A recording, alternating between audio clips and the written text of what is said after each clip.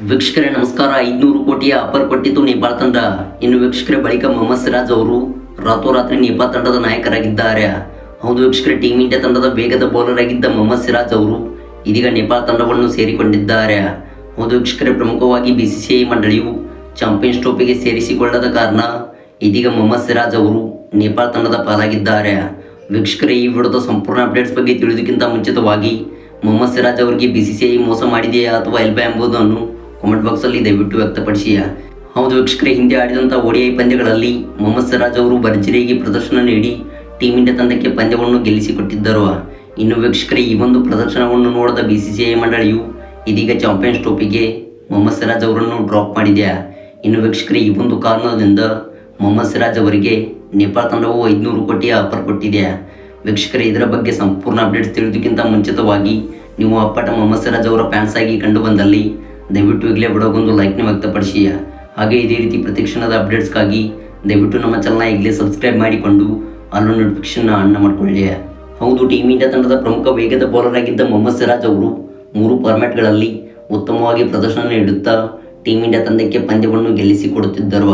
ಹೌದು ವೀಕ್ಷಕರೇ, ಟೆಸ್ಟ್ನಲ್ಲಿ ಆಡಿದಂಥ 36 ಪಂದ್ಯಗಳಲ್ಲಿ ಬರೋಬ್ಬರಿ 67 ಇನ್ನಿಂಗ್ಸ್ನಲ್ಲಿ 100 ವಿಕೆಟ್ ಕಬಳಿಸಿದ್ದರು.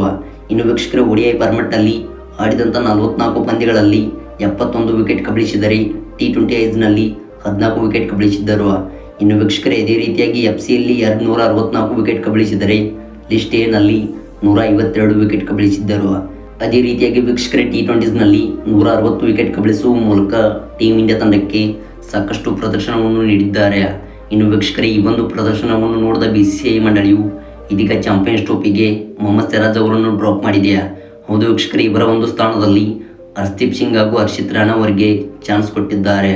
ವೀಕ್ಷಕರೇ, ಇನ್ನು ಇದರಿಂದ ಇದೀಗ ನೇಪಾಳ ತಂಡವು ಮೊಹಮ್ಮದ್ ಸಿರಾಜ್ ಅವರಿಗೆ 500 ಕೋಟಿಯ ಆಫರ್ ನೀಡಿದೆ ಎಂದು ಸೋಷಿಯಲ್ ಮೀಡಿಯಾಗಳು ವರದಿ ತಿಳಿಸುತ್ತಿವೆ.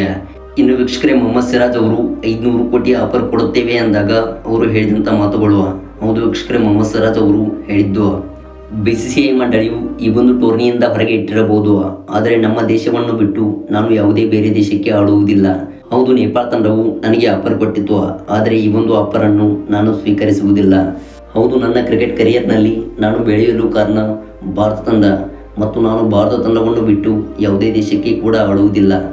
ಮತ್ತು ಮುಂದಿನ ದಿನಮಾನಗಳಲ್ಲಿ ನನಗೆ ಚಾನ್ಸ್ ಸಿಗಬಹುದು, ನಾನು ಭಾರತ ತಂಡವನ್ನು ಬಿಟ್ಟು ಬೇರೆ ಯಾವ ದೇಶಕ್ಕೂ ಕೂಡ ಆಡುವುದಿಲ್ಲವೆಂದು ಮೊಹಮ್ಮದ್ ಸಿರಾಜ್ ಅವರು ಸ್ಫೋಟಕ ಹೇಳಿಕೆ ಕೊಟ್ಟರು. ವೀಕ್ಷಕರೇ, ಈ ಒಂದು ಹೇಳಿಕೆಯ ಬಗ್ಗೆ ನಿಮ್ಮ ಅನಿಸಿಕೆಗಳನ್ನು ದಯವಿಟ್ಟು ಕಾಮೆಂಟ್ ಬಾಕ್ಸಲ್ಲಿ ವ್ಯಕ್ತಪಡಿಸಿ. Thanks for watching.